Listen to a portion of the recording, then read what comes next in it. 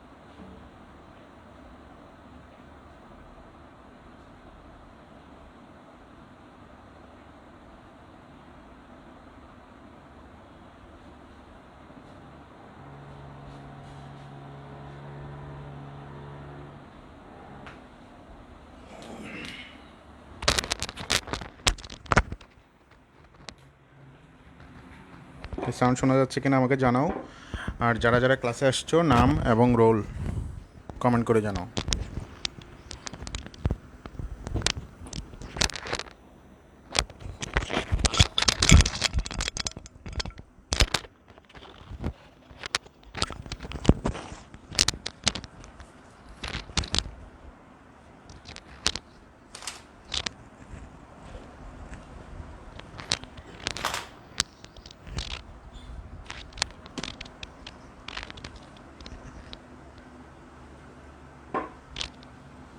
Mobile rotate করে নাও,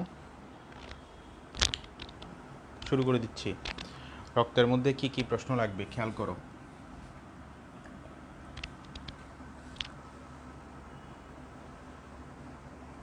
রক্তের মধ্যে কি কি প্রশ্ন লাগবে খেয়াল করো।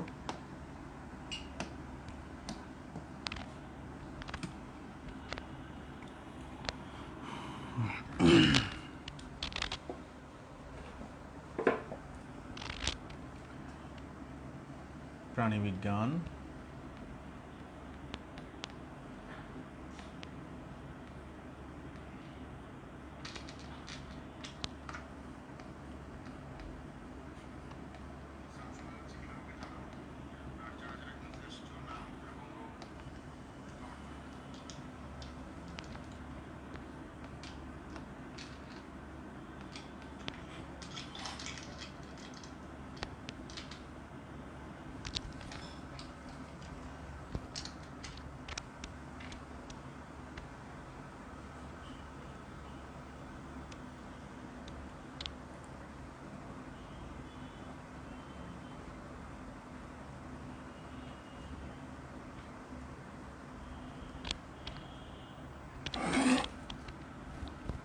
লেকচার 1।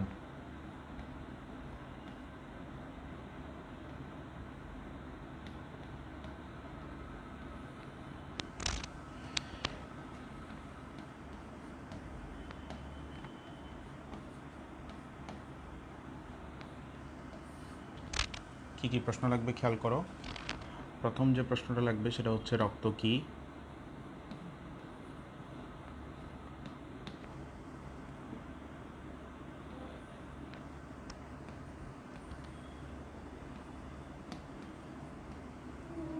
রক্তের উপাদান,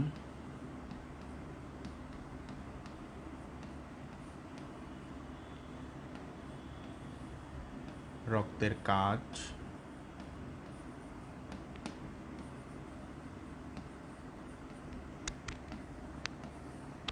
আরবিসি,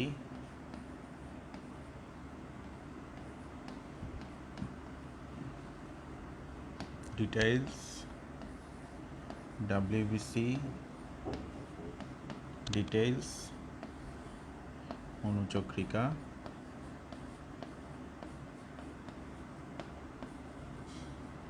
ডিটেইলস,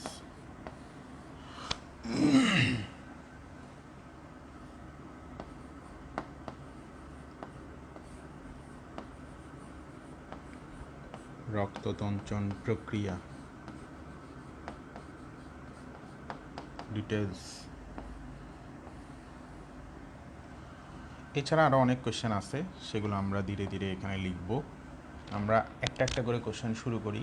প্রথমটা হচ্ছে রক্ত কি? রক্ত কি? দেখো, আমরা মানুষরা হচ্ছি, আমাদের দেহটা কিভাবে তৈরি হয় খেয়াল করো। আমাদের দেহটা তৈরি হয়, আমরা বলি জীবদেহের গঠন ও কাজের একক হচ্ছে কোষ। জীবদেহের গঠন ও কাজের একক হচ্ছে কি? কোষ। এবং আমরা এটা জানি যে একই ধরনের অনেকগুলো কোষ একই স্থান থেকে উৎপন্ন হয়ে একসাথে অবস্থান করে একই ধরনের কাজ সম্পাদন যখন করে, তখন ওই কোষগুচ্ছকে আমরা বলি টিস্যু। যেমনটা একটা ক্রিকেট টিম বা একটা ফুটবল টিমে দেখো যে 11 জন প্লেয়ার একসাথে এক টিমের হয়ে খেলে। 11 জন আলাদা আলাদা খেলতে পারতো, যেমন টেনিসে খেলে, কিন্তু এখানে 11 জন একসাথে খেলতেছে একটা বলের বিরুদ্ধে, এবং এই 11 জনকে একত্রে আমরা বলতেছি টিম। আর যখন আলাদা আলাদা হতো তখন আমরা বলতাম জন। তাহলে জন থেকে টিম মানে দল। তো ঠিক সেমভাবে এখানে কোষ, কোষ থেকে হয়েছে টিস্যু, টিস্যুর বাংলা হচ্ছে কলা। আবার অনেকগুলো টিস্যু একত্রিত হয়ে যে জিনিসটা তৈরি করে সেটাকে আমরা বলি অঙ্গ। সেটাকে আমরা কি বলি? অঙ্গ বা অর্গান। অঙ্গ বা কি? অর্গান। অঙ্গ যদি ছোট হয় আমরা বলি অঙ্গাণু। যেমন কোষের ভিতরে বিভিন্ন অঙ্গাণু থাকে, ইংরেজিতে বলে অর্গানেলস। তো এই অঙ্গগুলো মিলে, অনেকগুলো অঙ্গ মিলে তৈরি করে একটা তন্ত্র, বা ইংরেজিতে আমরা বলবো সিস্টেম। এই যে জিনিসটা, অনেকগুলো কোষ মিলে তৈরি করে টিস্যু, অনেকগুলা টিস্যু মিলে তৈরি করে অঙ্গ, অঙ্গ থেকে হয় তন্ত্র। তো এরকমই একটা তন্ত্র হচ্ছে রক্ত সংবহন তন্ত্র। এরকমই একটা তন্ত্র হচ্ছে কি? রক্ত সংবহন তন্ত্র।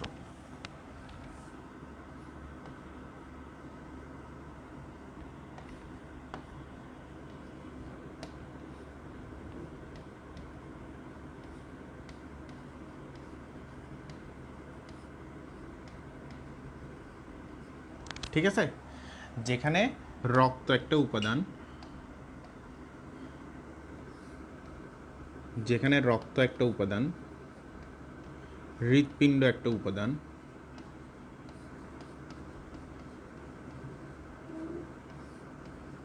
লসিকা একটা উপাদান, এবং রক্তবাহিকা, অনেকগুলো কি আছে? রক্তবাহিকা আছে। এখানে দেখো, এই যে টিস্যু,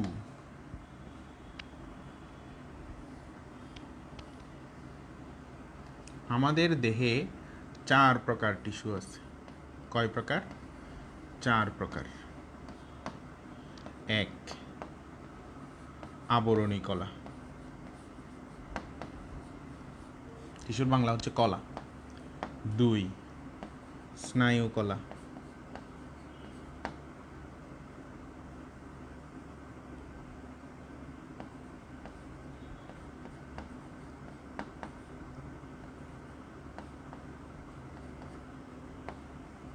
3 পেশি কলা, 4 যোজক কলা।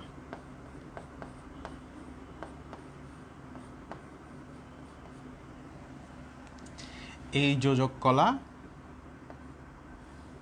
আবার দুই ধরনের, একটা হচ্ছে কঠিন আর একটা হচ্ছে তরল।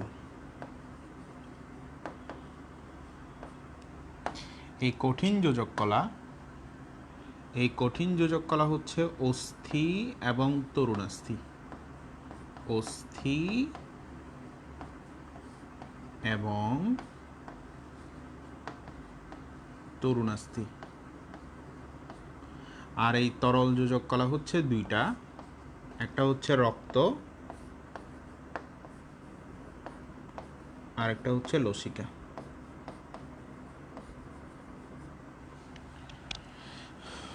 ঠিক আছে, লসিকাটা হচ্ছে বর্ণহীন, কেউ কেউ বলে সাদা, কেউ কেউ বলে হলুদ। আর রক্তটা হচ্ছে লাল বর্ণের। এটা কি বর্ণের? লাল বর্ণের। এটা হচ্ছে কি বর্ণের? লাল বর্ণের।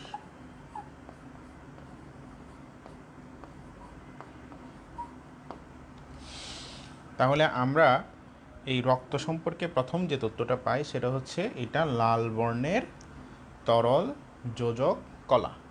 কি বর্ণের? লাল বর্ণের তরল যোজক কলা। আচ্ছা, এখন এই রক্তটা সম্পর্কে দ্বিতীয় যে জিনিসটা আমাদের জানতে হবে সেটা হচ্ছে এর পরিমাণটা কি। এর পরিমাণটা কি?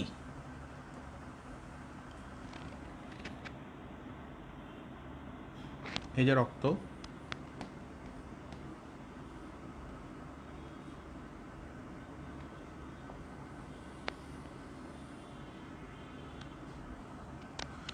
একটা রক্তের ফোঁটা,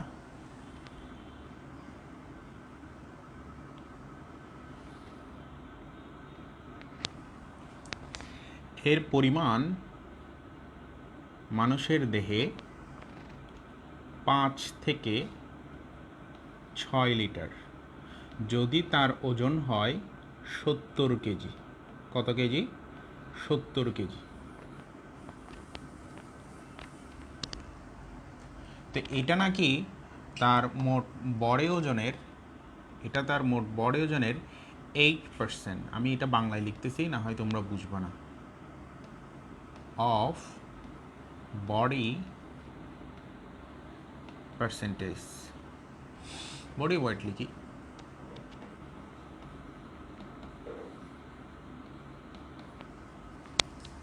ঠিক আছে, দ্বিতীয়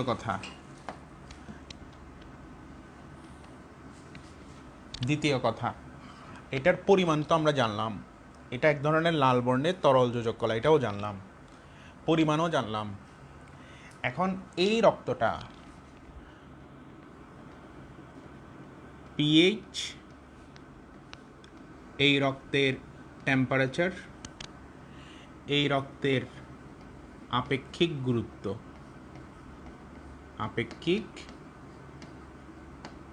গুরুত্ব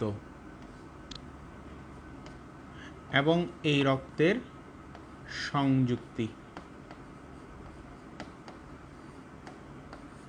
এই রক্তের সান্দ্রতা,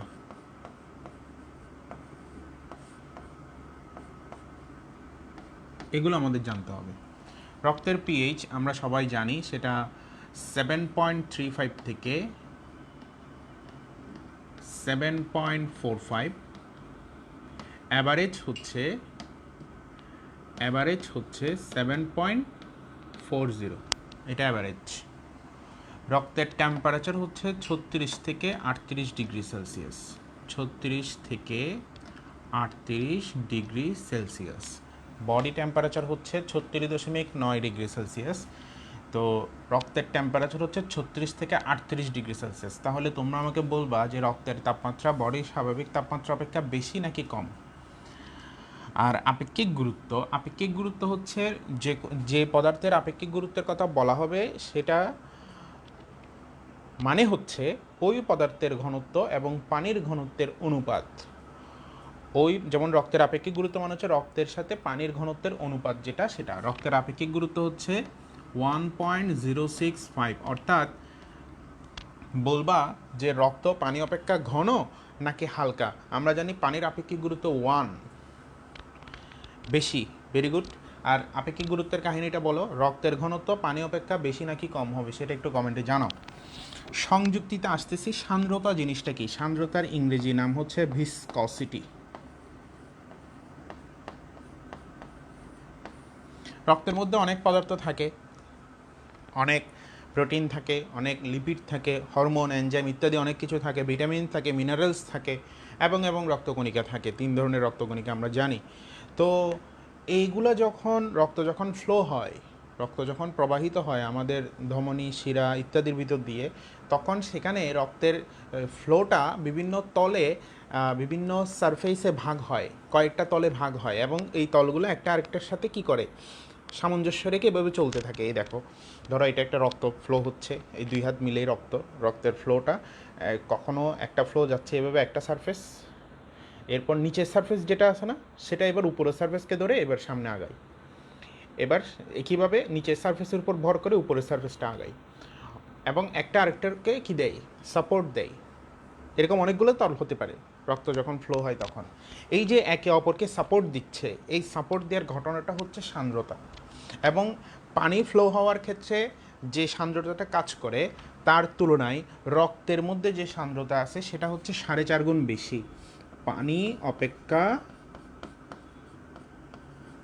পানি অপেক্ষা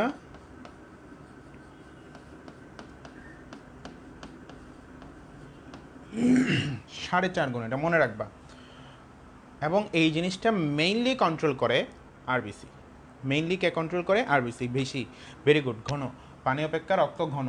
আচ্ছা, এখন সংযুক্তি। সংযুক্তি যদি আমরা বের করতে চাই তাহলে কি বের করতে হবে, খেয়াল করে দেখো।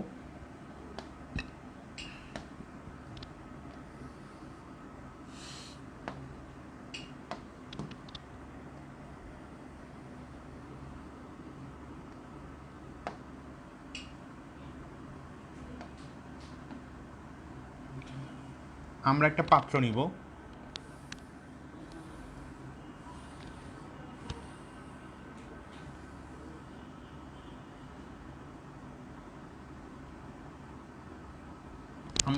নিব, এই পাত্রে রক্ত নিব। রক্ত নেওয়ার পর এখানে রক্ত নিলাম,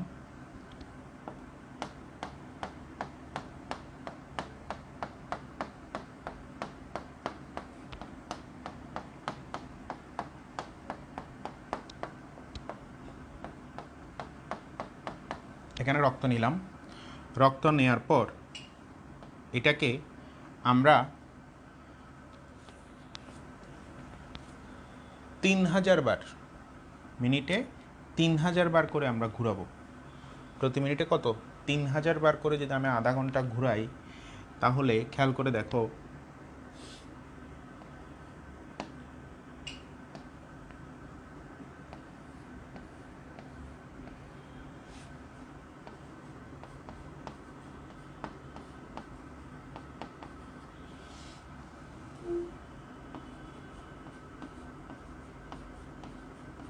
ঘুরবে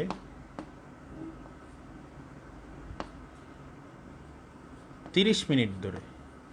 কয় মিনিট? 30 মিনিট ধরে যদি ঘুরে, এবং এটাকে তখন আমরা বলবো সেন্ট্রিফিউজ মেশিন। এই যে ঘুরানোর প্রসেসটাকে আমরা কি বলতেছি? এই তথ্যগুলো কোথায়? Centrifuge machine. এটা কেন্দ্রমুখী বলবা, সেন্ট্রিফিউগাল ফোর্স ইউজ করে এটা কাজ করে। মেশিনে যখন এটা ঘুরাবো এভাবে, তখন এই রক্তটা 2 ভাগে ভাগ হবে।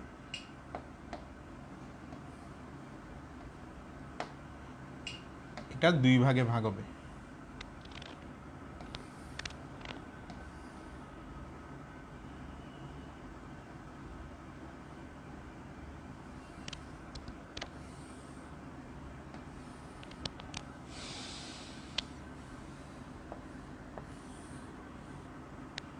এটা তখন দুই ভাগে ভাগ হবে, হালকা একটা অংশ উপরে উঠে যাবে আর ভারী অংশটা নিচে পড়ে যাবে। হালকা অংশ যেটা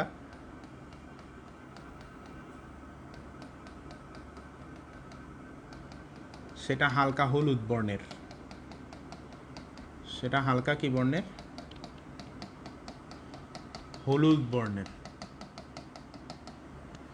আর ভারী অংশ যেটা সেটা হচ্ছে লাল বর্ণের, সেটা হচ্ছে কি বর্ণের? লাল বর্ণের। এই উপরের দিকে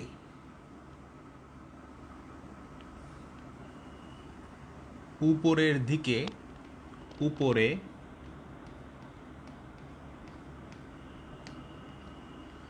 হালকা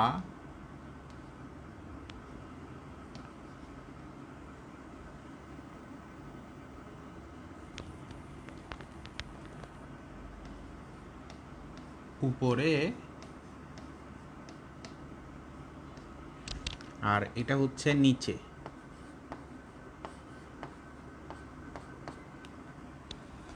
উপরে হচ্ছে হালকা হলুদ বর্ণের,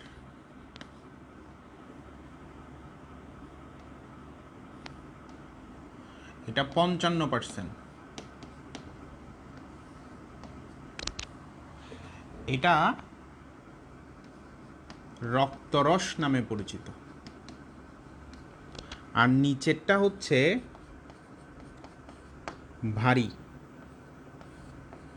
এটা হচ্ছে 45%। এটা হচ্ছে লাল বর্ণের,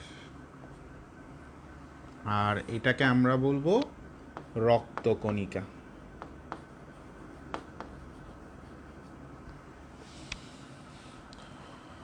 ঠিক আছে?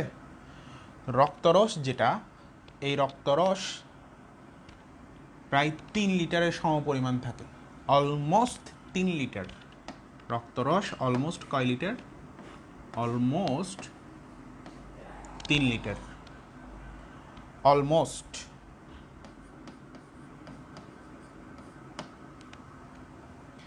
আর রক্তরসে এই রক্তকণিকাগুলো কি থাকে? ভাসমান থাকে। 3 ধরনের রক্তকণিকা থাকে।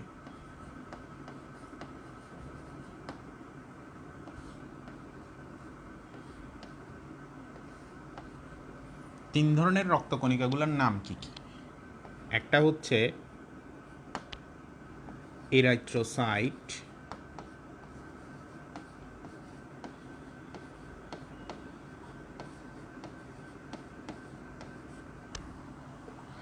আরেকটা হচ্ছে লিউকোসাইট,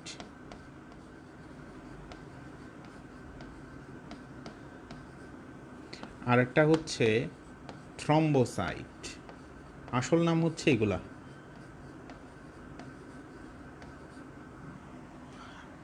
আরও কিছু নাম আছে। কি কি নামগুলা? এটার অপর নাম হচ্ছে আরবিসি, কারণ এটা লাল বর্ণের। এটার অপর নাম হচ্ছে ডাব্লিউবিসি, কারণ এটা সাদা বা বর্ণহীন। এটার অপর নাম হচ্ছে অনুচক্রিকা, সবচেয়ে ছোট রক্তকণিকা এই জন্য। আর এটার আরেকটা নাম আছে, সেটা হচ্ছে প্লাটিলেট। সেটার নাম কি? প্লাটিলেট। ওকে, এটার কোনো প্রকারভেদ নাই, এটার কোনো প্রকারভেদ নাই। নো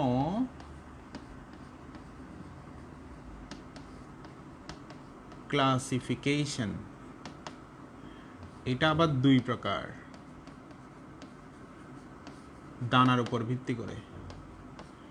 এটারও নো ক্লাসিফিকেশন।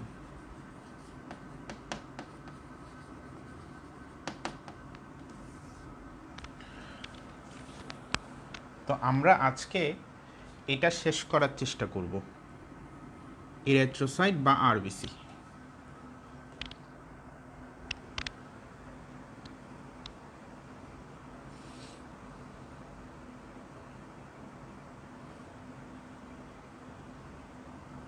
ঠিক আছে?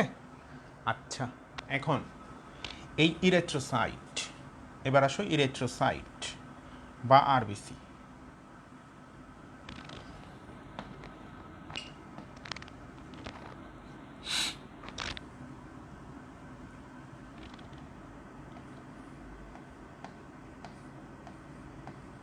বা লোহিত রক্ত কণিকা।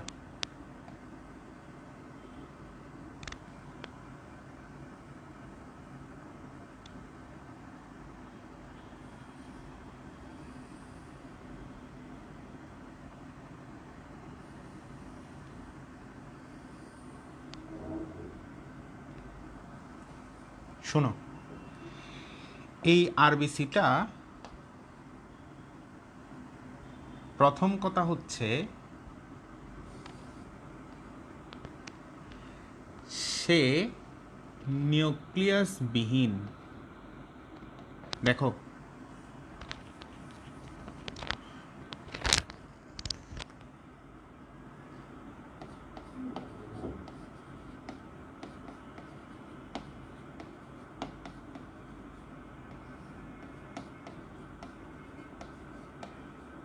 এটা হচ্ছে পরিণত অবস্থায়।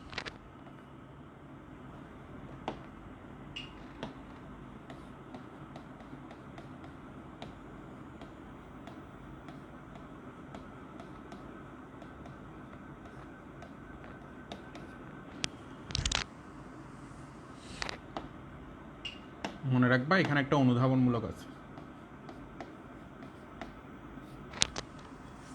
অনু মানে অনুধাবন। তারপর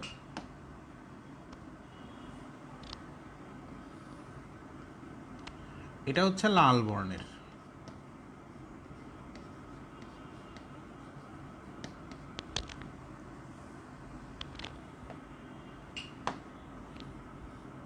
কারণ এতে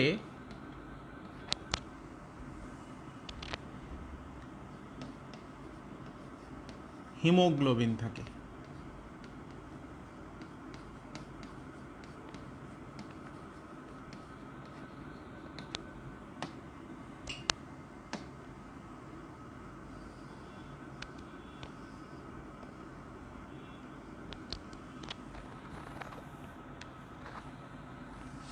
এই হিমোগ্লোবিন কি জিনিস সেটাতে আমরা আসতেছি একটু পর, এখানেও কথা আছে।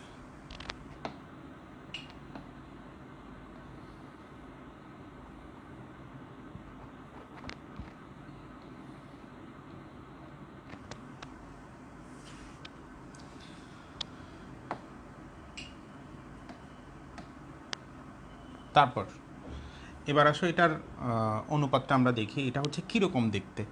এটা দেখতে হচ্ছে দ্বি অবতল চাকতির মতো, গোল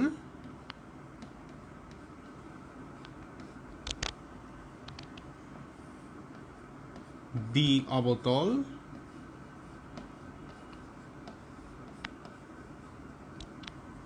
চাকতির মতো। ফ্রিজবি দেখছো না? ফ্রিজবি ছোটবেলায় ফ্রিজবি খেলতা না? ফ্রিজবির মতো, চাকতির মতো। এখানে অনু, অনু মানে অনুধাবন আছে এখানে। কেন এটা দিয়ে বোতল চাকতির মতো? তারপর এটার এটার এই যে পুরুত্বটা,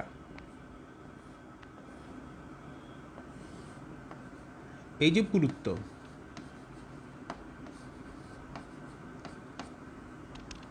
এই পুরুত্ব হচ্ছে 2.2 মাইক্রোমিটার। আর এটার ব্যাস হচ্ছে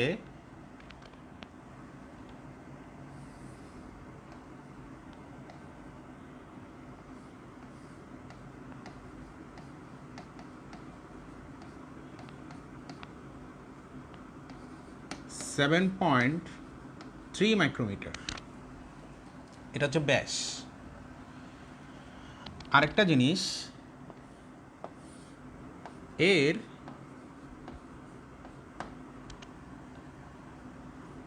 প্রাচীর অপেক্ষা, প্রাচীর মানে বাইরে আর কি, মাঝখানে পাতলা।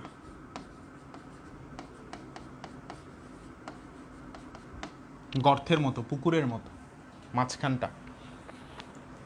ঠিক আছে? আচ্ছা, এরপর এই আরবিসির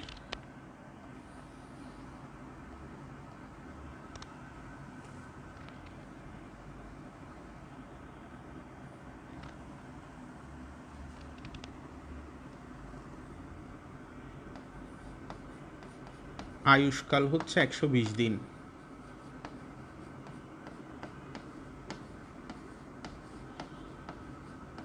যেটা মাসে হয় 4 মাস। ওকে, আর এটার সংখ্যা,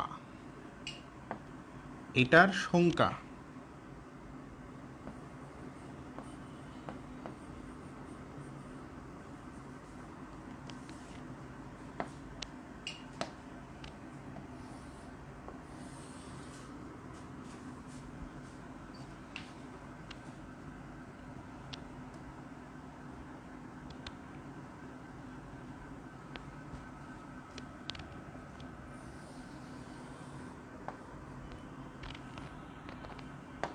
এটার সংখ্যা দেখো,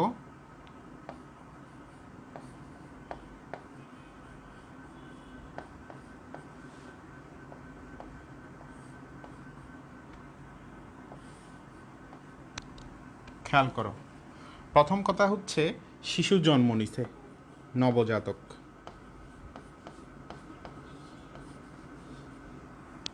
ওকে, এরপর সে এবার একটু বড় হয়েছে, শিশু। এরপর নবজাতক বা আমরা বলবো ভ্রূণ, এরপর শিশু, এরপর সে বড় হয়েছে, বড় হয়ে সে হতে পারে পুরুষ, শিশুটা হতে পারে কি পুরুষ। শিশু হলে তো পুরুষ হবে, আর স্ত্রী শিশু হলে তো বড় হয়ে স্ত্রী হবে।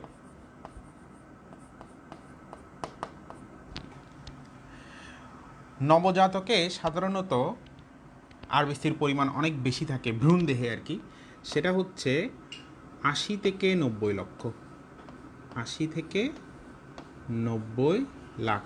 তোমরা বলবা এটা মিলিয়নে কত। আর শিশু দেহে হচ্ছে 60 থেকে 70 লক্ষ। পুরুষ দেহে 50 থেকে 54 লক্ষ। স্ত্রী দেহে 44 থেকে 49 লক্ষ। তুমি দেখো অলমোস্ট পুরুষ আর স্ত্রী দেহে অলমোস্ট 50টা কমন। দেখো এখানেও 50 আছে, এখানে 49, মানে 50 কাছাকাছি না, অলমোস্ট 50টা হচ্ছে কমন। তো 50 লাখকে আমরা স্ট্যান্ডার্ড ধরে আমরা কিছু ব্যতিক্রম পড়ব এখানে।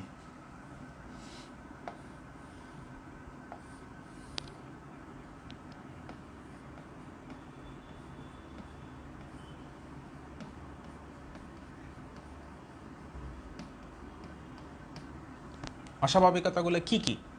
প্রথম কথা হচ্ছে যদি 50 লাখের থেকে 25% কম হয়, এক অস্বাভাবিকতা এক। যদি 50 লাখের থেকে 50 লাখ অপেক্ষা যদি 25% কম হয়,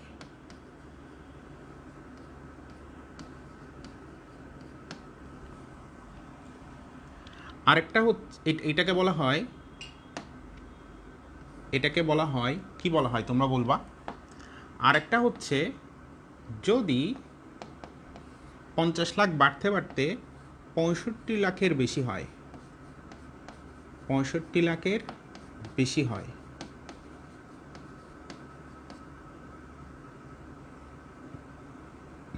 তখন সেটাকে তুমি কি বলবা? দুইটা অস্বাভাবিকতা।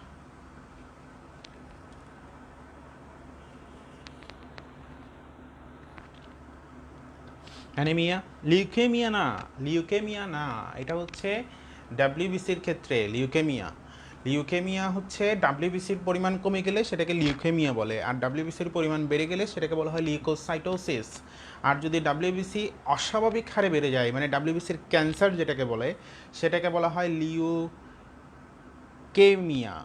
ঠিক আছে, সেটাকে বলা হয় লিউকেমিয়া। আর লিউকোপেনিয়া হচ্ছে ডাব্লিউবিসির সংখ্যা কমে যাওয়া। ঠিক আছে, তাহলে তিনটা জিনিস, একটা হচ্ছে লিউকোসাইটোসিস, ডাব্লিউবিসি বেড়ে যাবে, আরটা হচ্ছে লিউকোপেনিয়া, ডাব্লিউবিসি কমে যাবে। আরেকটা হচ্ছে লিউকোসাইটোসিস, তবে এত বেশি লিউকোসাইটোসিস হয়, এত বেশি ডাব্লিউবিসি বাড়ে, এটা হচ্ছে ক্যান্সার পর্যায়ে চলে গেছে, সেটাকে আমরা বলি লিউকেমিয়া, মানে অস্বাভাবিকভাবে বাড়তে থাকে। আচ্ছা, তো এটা কি? এটা হচ্ছে অ্যানিমিয়া, তোমরা বলছো এটা হচ্ছে অ্যানিমিয়া।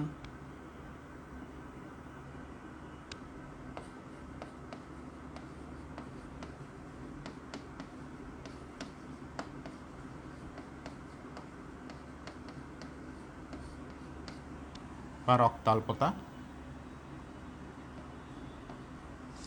আর এটা হচ্ছে পলিসাইথেমিয়া। এটা হচ্ছে কি? পলিসাইথেমিয়া।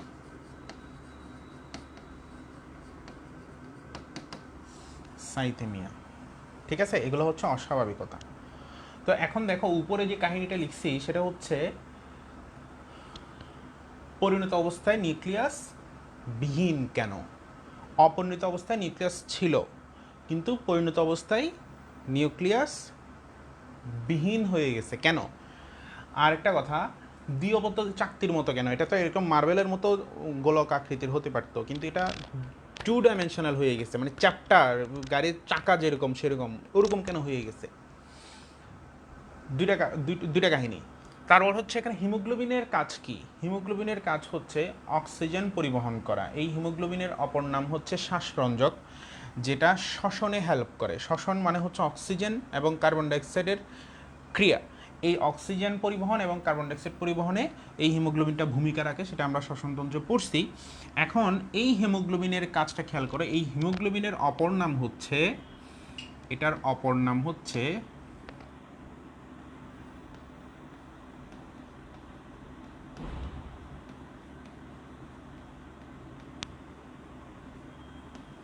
শ্বাসরঞ্জক।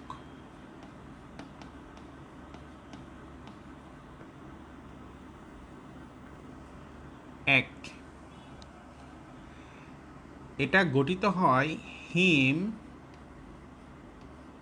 প্লাস গ্লোবিন দিয়ে।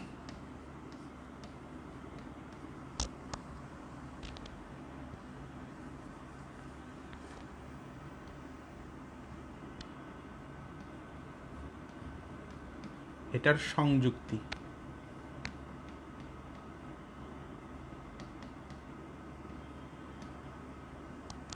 হিম হচ্ছে 4%, গ্লোবিন হচ্ছে 96%। ওকে, মূলত এই হিমের কারণে রক্ত লাল হয়।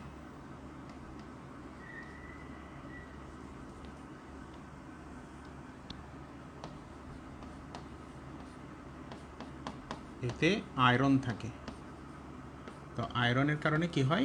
রক্ত লাল হয়। তারপর এটার কাজ হচ্ছে অক্সিজেন পরিবহন করা। কাজ কি? অক্সিজেন পরিবহন।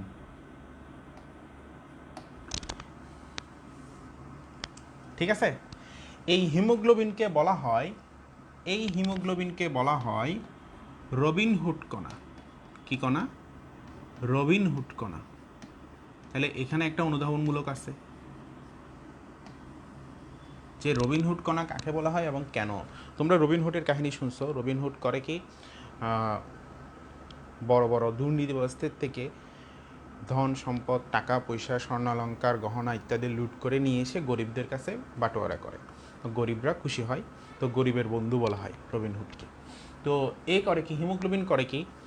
অক্সিজেন নিয়ে যেসব কোষে অক্সিজেনের অভাব আছে সেসব কোষে সে গিয়ে গিয়ে অক্সিজেন দেয়, ফলে কোষগুলো বেঁচে যাচ্ছে। তো এই জন্য হিমোগ্লোবিনকে কার সাথে তুলনা করছে? রবিনহুড কণার সাথে, এই জন্য এটাকে রবিনহুড কণা বলা হয়।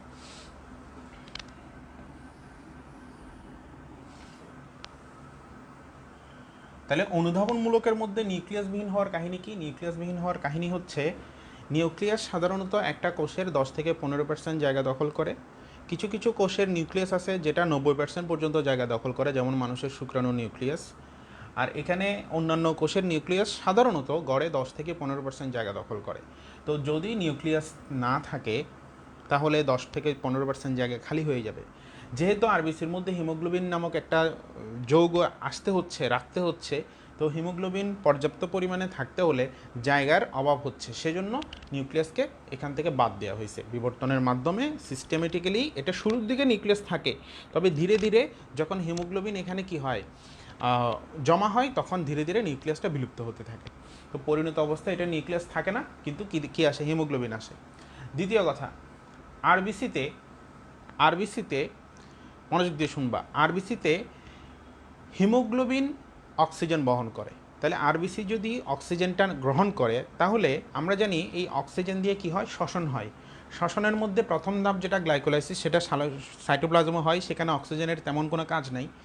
কিন্তু পরবর্তী ধাপ যেটা ক্রেবস চক্র থেকে শুরু করে পরবর্তী ধাপ সবগুলো কিন্তু মাইটোকন্ড্রিয়াতে হয়। তো সেখানে তো অক্সিজেনের দরকার আছে।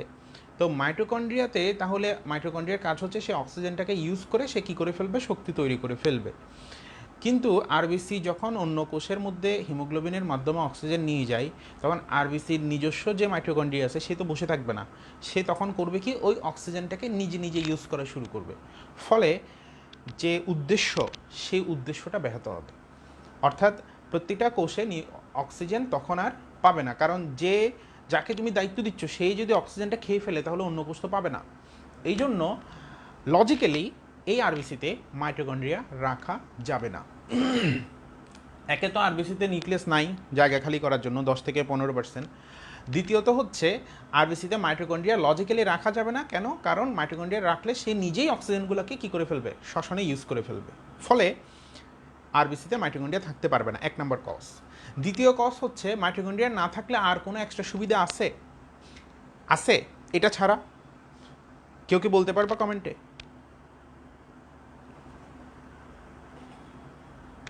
শ্বসনতন্ত্র না পড়িয়ে রক্ত পড়াচ্ছি, কারণ শ্বসনতন্ত্র পড়ানোর কথা ছিল, শ্বসনতন্ত্র না পড়িয়ে রক্ত পড়াচ্ছি কারণ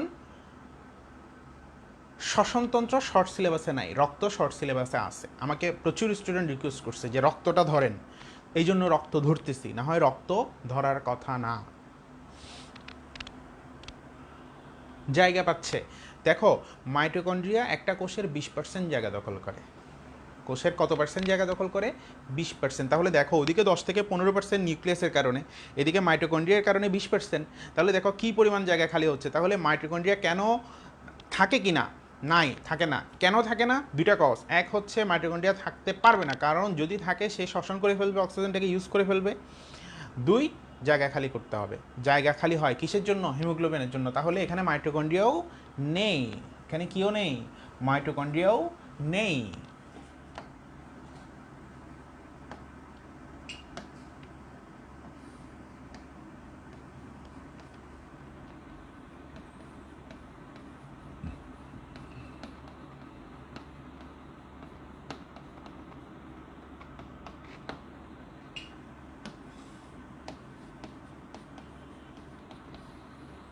আমি অনু লিখে রাখতেছি যাতে তোমাদেরকে প্রশ্ন করতে পারি। দ্বিঅবতল চাকতির মতো কেন?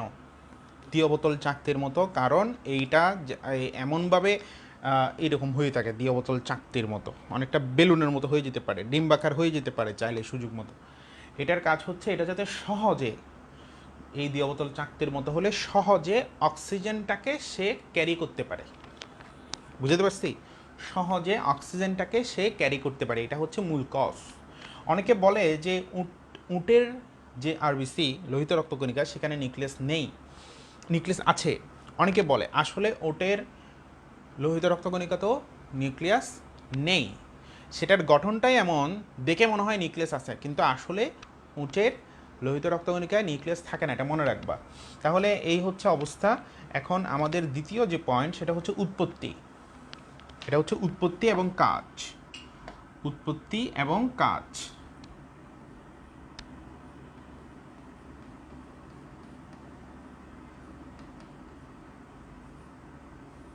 দেখো, এটা উৎপত্তি হয় লাল অস্থিমজ্জার,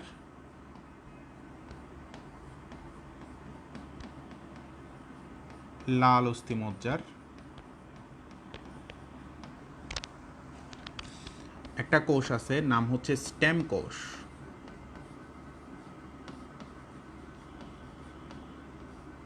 এই স্টেম কোষের মধ্যে আরেকটা কোষ আছে, নাম হচ্ছে ইরাইথ্রোব্লাস্ট।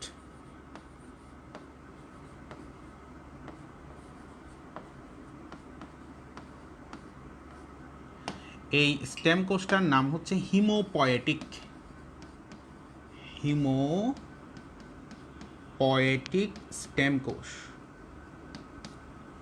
ওকে, এই ইরাইথ্রোব্লাস্ট থেকে ইরাইথ্রোসাইট তৈরি হয়।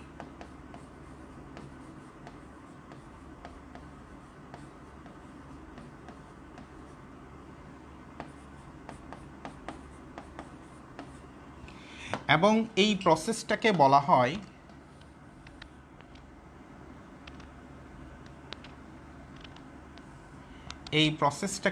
হয় এই আরবিসি বা ইরাইথ্রোসাইট তৈরির প্রসেসকে ইরাইথ্রোপয়েসিস বলে। ইরাইথ্রোপয়েসিস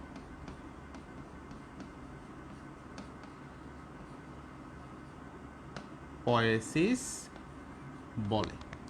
এই ইরাইথ্রোপয়েসিস খেয়াল করো কখন বাড়ে কখন কমে। দেখো,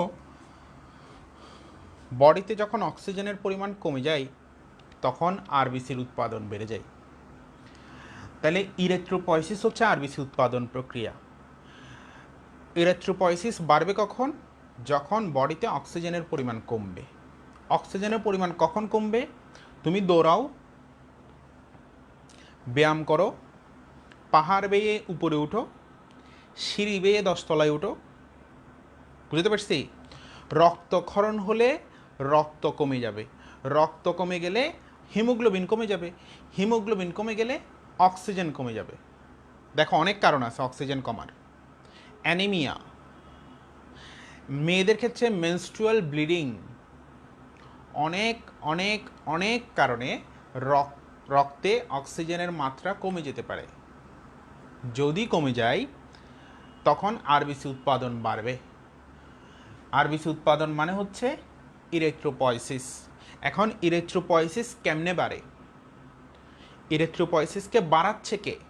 তো ইরেথ্রোপয়েসিসকে বাড়াচ্ছে কে সেটা জানতে হলে ইরেথ্রোপয়েসিস নিয়ন্ত্রণ করে যে প্রভাবকগুলা, সেই প্রভাবকগুলার নাম জানতে হবে। প্রভাবক বা ফ্যাক্টরস কন্ট্রোলিং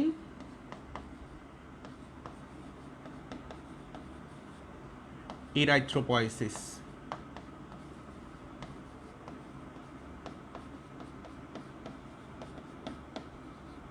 মূলত 3টা ফ্যাক্টর এখানে কাজ করে। এক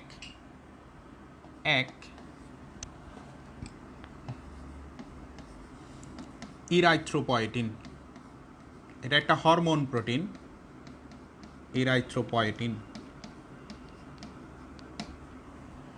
এটা আসে কোত্থেকে তোমরা কমেন্টে জানাবা। 2 নাম্বার হচ্ছে ভিটামিন B12। 3 নাম্বার হচ্ছে ফলিক অ্যাসিড। যখন মেয়েরা প্রেগনেন্ট হয় তখন তার শরীরে কিন্তু আরেকটা জান তৈরি হচ্ছে, একটা বাচ্চা, এক দেহে আরেকটা বাচ্চা তৈরি হচ্ছে। তো সেই বাচ্চাটার জন্য রক্তের দরকার হয়। তার বডি যে স্ট্রাকচার তৈরি হচ্ছে সেখানে কিন্তু ব্লাড তো দরকার আছে, সেখানে ব্লাডের মধ্যে হিমোগ্লোবিন দরকার আছে, তো সেখানে আরবিসি দরকার আছে। তো এই জন্য গর্ভবতী মাদের রক্ত স্বল্পতা দেখা দেয়। তো সেজন্য প্রেগনেন্ট হওয়ার শুরুর সময় থেকে এই ভিটামিন B12 ফলিক অ্যাসিডের কতগুলো ট্যাবলেট আছে সেগুলো শুরু করে দিতে হয়। তো দেখবা কোনো প্রেগনেন্ট মা থাকলে শুরুতেই একদম প্রেগনেন্সি ধরা পড়ার সাথে সাথেই তাকে এই ট্যাবলেটগুলো শুরু করে দেওয়া হয়, যাতে অতিরিক্ত কি হয়, ইরেথ্রোপয়েসিস হয়, ফলে অতিরিক্ত আরবিসি তৈরি হয়। কিডনি, এটা কিডনি থেকে আসে। ইরেথ্রোপয়েটিন ফ্রম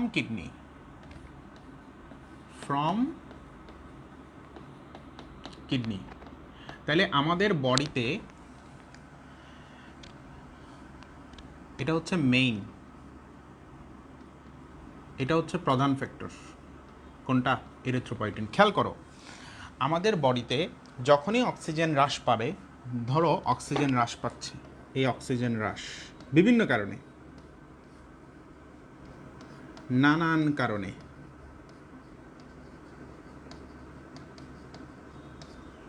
অক্সিজেন যখন হ্রাস পাবে কিডনি সক্রিয় হবে, সে ডিটেক্ট করবে, সেটা ডিটেক্ট করলে সক্রিয় হবে। ইরাইথ্রোপয়েটিন হরমোন বেড়ে যাবে, ফলে অস্থিমজ্জায় ইরাইথ্রোপয়েসিস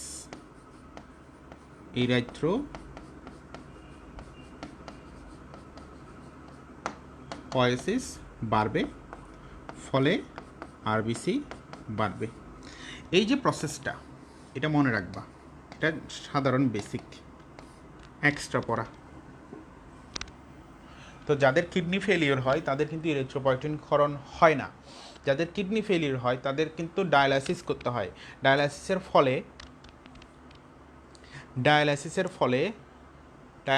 ফলে ইরিথ্রোপয়েটিন দেহ থেকে চলে যায়, তখন ইরিথ্রোপয়েটিন হ্রাস পায় বডিতে, ফলে ইরিথ্রোপয়েসিস ভালো মতো চলতে পারে না, তখন আরবিসি ভালো মতো তৈরি হয় না, তখন অ্যানিমিয়া হয়।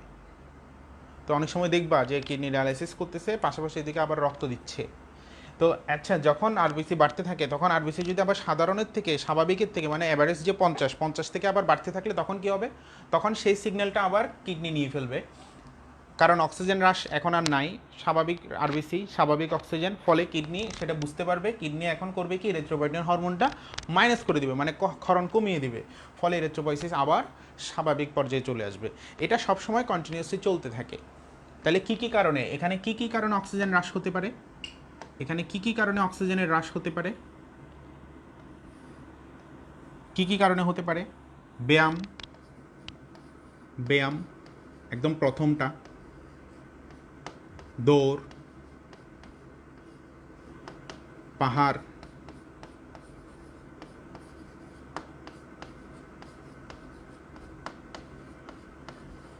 বেয়ে ওঠা, সিঁড়ি বেয়ে ওঠা,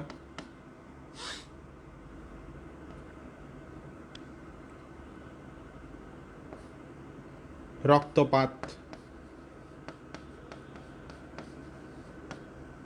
অ্যাক্সিডেন্ট,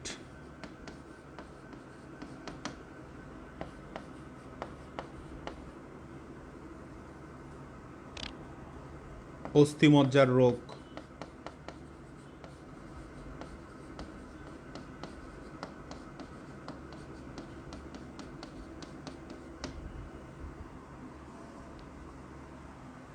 ইত্যাদি নানাবিধ কারণে এই সমস্যাটা হতে পারে। ফোকাস লক থাকে না, এটা বারবার আগুপিছু করে, ফোকাস লক থাকে না, এটা রেকর্ডেড ভিডিওতে ফোকাস লক থাকে। দেখো তো এখন তাহলে একটু পর্যন্ত আমরা জানছি, এখন আমরা জানবো যে এই আরবিসির কাজ কি কি। এই আরবিসির কাজ কি কি?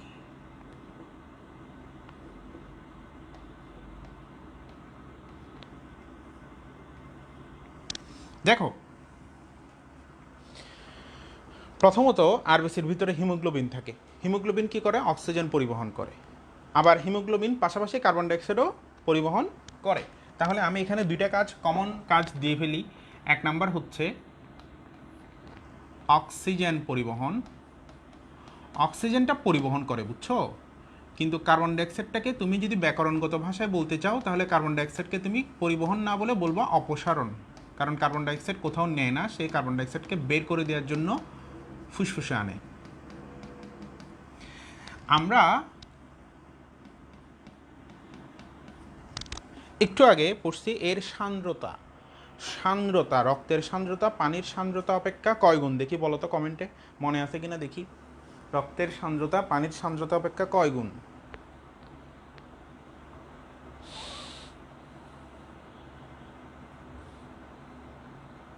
অস্থিমজ্জার রোগ হলে রক্ত কিভাবে তৈরি হবে? সেটাই তো বলছি বাবা, ব্যায়াম, ব্যায়াম, দৌড়, পাহাড় বেয়ে ওঠা, সিঁড়ি বেয়ে ওঠা, রক্তপাত, অস্থিমজ্জার রোগ ইত্যাদি কারণেই তো অক্সিজেন হ্রাস পাচ্ছে, কারণ ওই যে রক্তকণিকা ধ্বংস হচ্ছে। তারপর অ্যানিমিয়া ইত্যাদি কারণে আর কি, অ্যানিমিয়া। হ্যাঁ, অনেক সময় বোন মেরু ক্যান্সার হয়, বোন মেরু ক্যান্সারে তো রক্ত তৈরি হয় না, তো ধীরে ধীরে সে মৃত্যুর দিকে হেলে পড়ে, তখন বোন মেরু কী করতে হয়, ট্রান্সপ্লান্ট করতে হয়। বোন মেরু মানে অস্থিমজ্জার ক্যান্সার।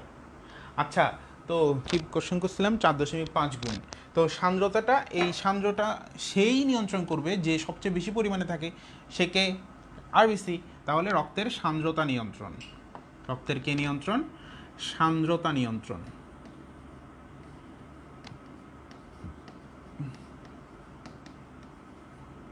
যেহেতু আরবিসি এখানে বেশি পরিমাণে থাকে, তো রক্তের ঘনত্বও সে নিয়ন্ত্রণ করে।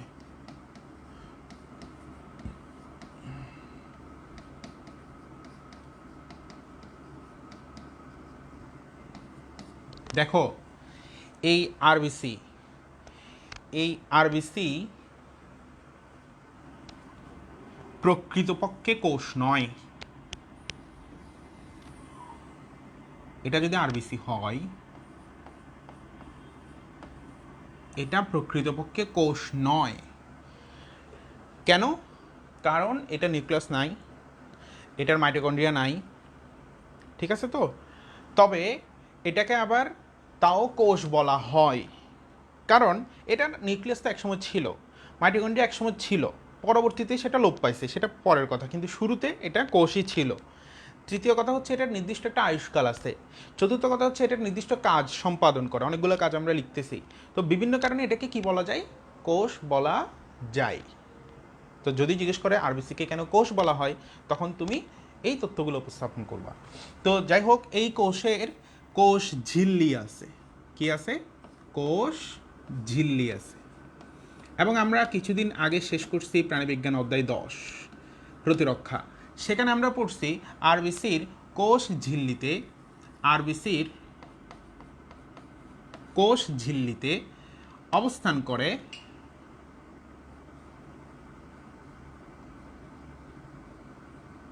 কিছু বস্তু, যাদেরকে আমরা বলি অ্যান্টিজেন, যাদেরকে আমরা বলি কি, অ্যান্টিজেন বা ইমিউনোজেন। তোমাদের ওই অধ্যায়ের এক্সাম হবে কদিন পর, আমি ঘোষণা দিব, তোমরা পড়তে থাকো। অ্যান্টিজেন, এই অ্যান্টিজেন যদি কারো রক্তে এ হয়, তাহলে তার রক্তের গ্রুপ আমরা বলি এ গ্রুপ। যদি কারো রক্তে সেটা হয় বি, যদি কারো রক্তে দুইটাই থাকে, যদি কারো রক্তে কোনোটাই না থাকে, তাহলে আমরা এটাকে বি গ্রুপ বলি, এটাকে বি ব্লাড গ্রুপ বলি, এটাকে ও গ্রুপ বলি। তাহলে ব্লাড গ্রুপিং ডিপেন্ড করতেছে যে অ্যান্টিজেনের উপর, সেই অ্যান্টিজেন অবস্থান করতেছে আরবিসির কোষ ঝিল্লিতে। সুতরাং আমরা এখানে আরও দুইটা পয়েন্ট অ্যাড করতে পারি। এক নাম্বার হচ্ছে অ্যান্টিজেন ধারণ,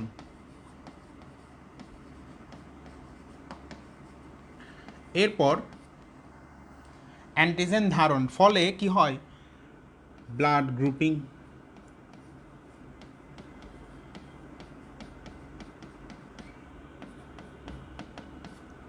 দেখো, একটু পর্যন্ত আসছি, এখন খেয়াল করো, এই আরবিসির মধ্যে কি আছে, হিমোগ্লোবিন আছে। এই হিমোগ্লোবিনটা দুইটা অংশে বিভক্ত, একটা হচ্ছে হিম আর একটা হচ্ছে কি, গ্লোবিন। এখানে যে গ্লোবিনটা আছে না, এই গ্লোবিনটা হচ্ছে একটা প্রোটিন, এটা একটা বাফার হিসেবে কাজ করে।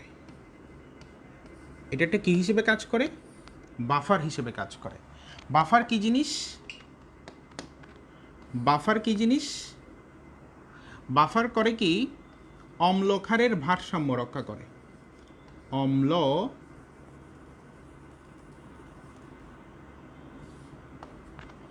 অম্ল ক্ষারের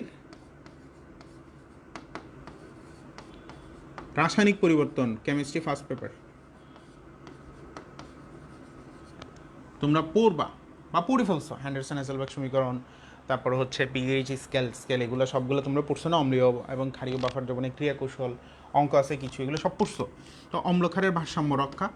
এখন আমরা জানি অম্ল মানে হচ্ছে হাইড্রোজেন প্লাস, ক্ষার মানে হচ্ছে OH মাইনাস।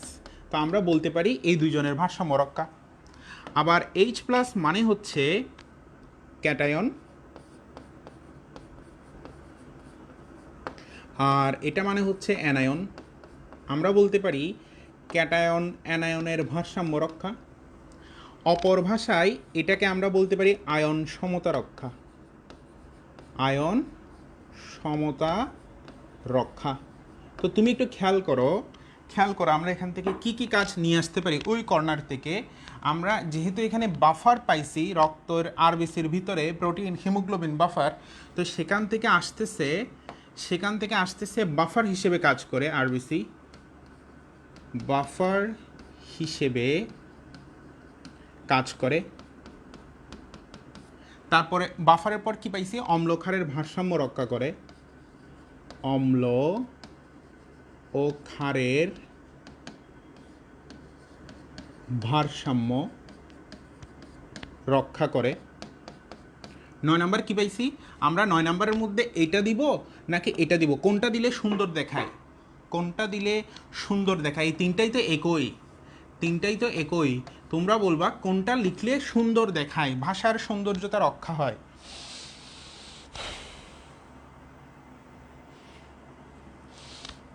তোমরা যেটা বলবা আমি সেটা লিখব।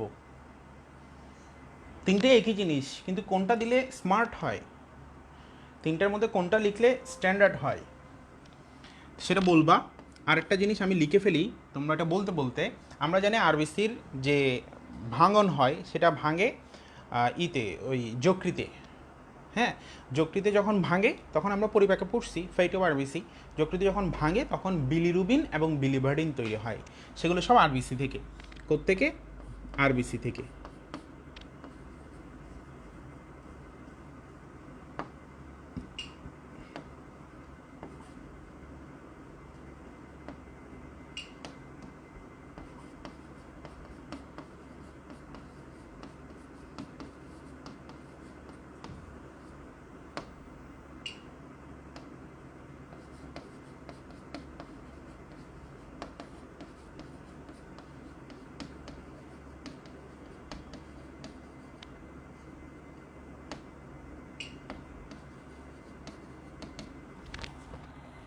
আয়ন সমতা, বেশিরভাগই বলতেছে আয়ন সমতা।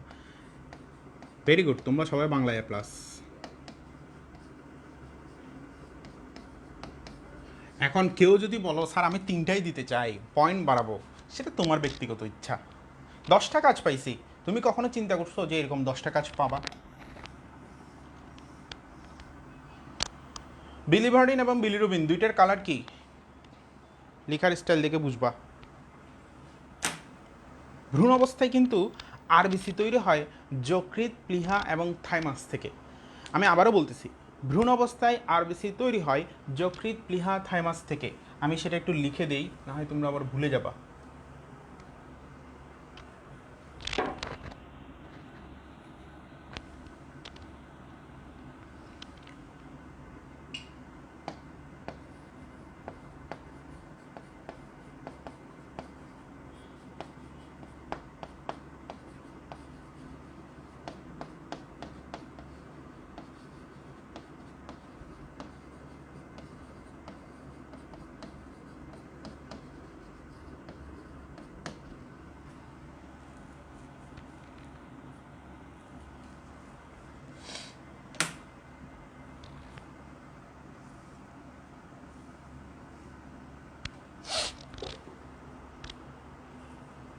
এই যে কালার লেখা আছে, কালার দেওয়া আছে, আমি যে কালার দিয়ে লিখছি সেটা আর কি।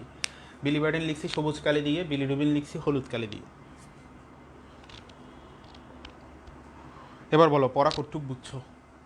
আগে ক্লাস করছো এমন কেউ আছো? ফার্স্ট ইয়ারে আমি রক্ত যখন পড়াইছিলাম ওরকম কেউ যদি থেকে থাকো, ডিফারেন্ট কিছু মানে ফিলিংসটা বলবা, যে ওইটার সাথে এটার ফিলিংসটা কীরকম বলবা। কতক্ষণ নিছি ক্লাস? আমার মনে হয় টানা 1 ঘন্টা নিছি। টানা 1 ঘন্টায় যে পরিমাণ পড়াইছি, এমনিতে মনে হয় 2 ক্লাসও এত পড়াতাম না। ওরা বলতেছে স্লাইডগুলো আবার দেখাতে। আমি স্লাইডগুলো আবার দেখাচ্ছি।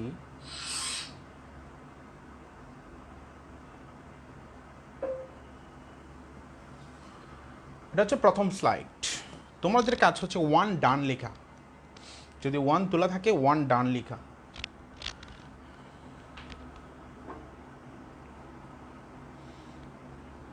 আরও গোছানো কমেন্ট একটা পাইছি। আবদুল্লাহ বলছে অনেক কিছু নতুন পেলাম। আর বলছে আরও গুছানো, আজকে আরও বেশি ভালো লাগছে। পড়ো পড়ো পড়ো। যারা যারা এই রক্ত পড়াইছে বলে চিল্লাইছিল তারা একটু কমেন্টগুলো পড়ো। এগুলো সবগুলো ঘাসকেই পড়ালেখা করতেছে না তো। এখন তুমি যদি বলো যে না স্যার আমি তারপরও স্যার পড়তে চাচ্ছি না, তাহলে তোমাকে আমি একটা পরামর্শ দিই। একেবারে কি পড়বা না? পরীক্ষা যদি আগস্টেও হয়, আগস্টে যখন ডেট দিবে তখনই কি রক্ত পড়বা না? তখন পড়তে হবে না?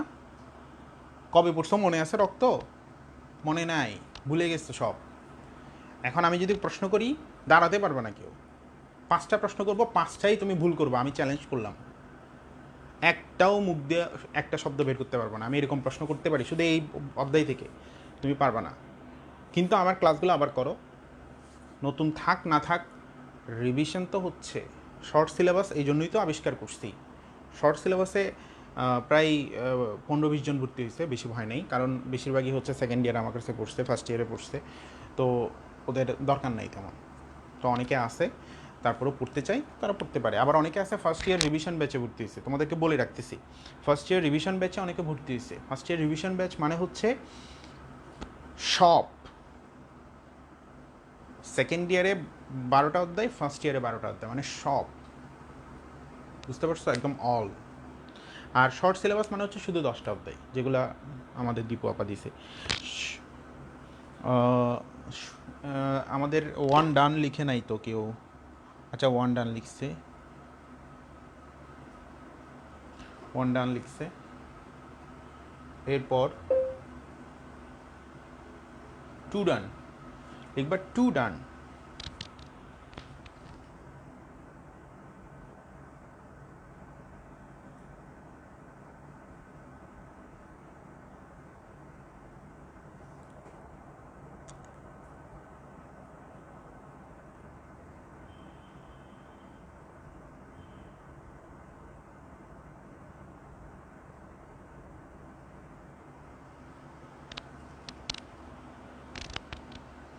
টু ডান, ওকে।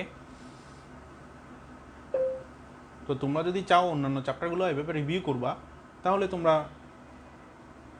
শর্ট সিলেবাসে আসতে পারো। এটা হচ্ছে 3 ডান।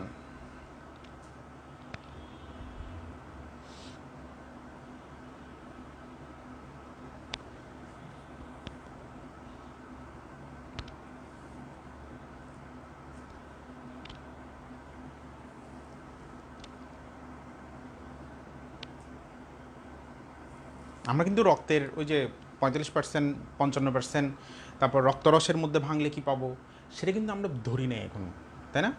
ওখানে কিছু পয়েন্ট আছে, সেগুলো আমরা আগামী ক্লাসে শুরুতে আলোচনা করব, কারণ আগামী ক্লাসে শ্বেত রক্তকণিকা ডিটেলস পড়ানো হবে, তার আগে আমরা ওইটা আলোচনা করব। 3 ডান।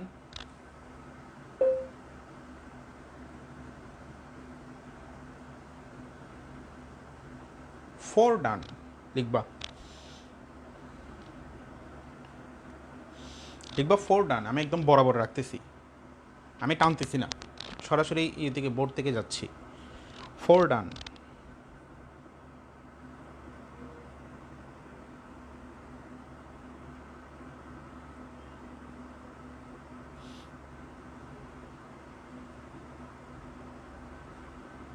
ফোর ডান।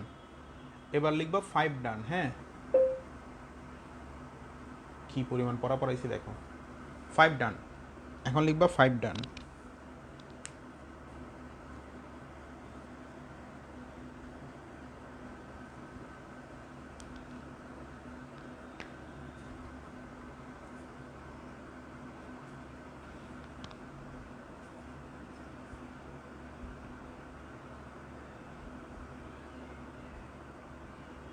ওকে, এখন লিখবা 6 ডান। এখন লিখবা 6 ডান।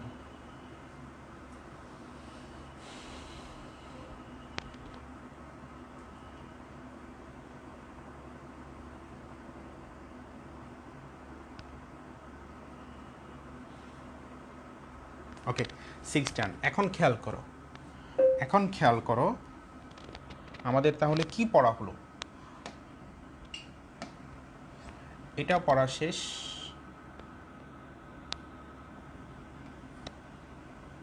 এটা পড়া শেষ। রক্তের কাজ HW লেকচার 1, হ্যাঁ, আরবিসি ডিটেলস শেষ। এটা লেকচার 2 থেকে WBC শুরু হবে। আমি একটা পোস্ট দিয়ে রাখবো বাড়ির কাজের জন্য, সেটা হচ্ছে রক্তের কাজ লিখে সেখানে কমেন্ট করবা তোমরা। ভালো থাকবা, সুস্থ থাকবা, আল্লাহ হাফেজ।